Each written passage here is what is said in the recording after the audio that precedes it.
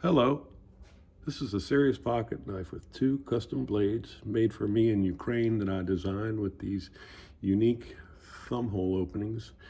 It's a 3-layer knife with the two blades.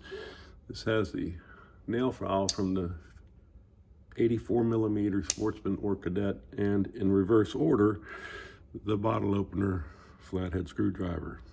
On the back, you have the multi-tool from the 58mm, giving you a Phillips. And this blade I custom serrated. It's great for cutting bread, meats, and in place of a saw, it does cut up to like a 1-inch branch with ease. I made these serrations myself. They're super sharp. And the main blade is number 27. Easy to open, one hand.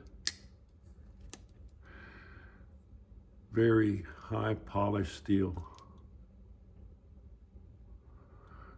Brassy carbon fiber with brass liners, has a writing pen,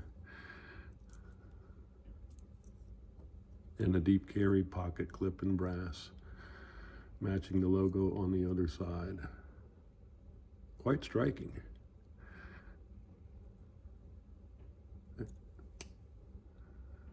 Take care.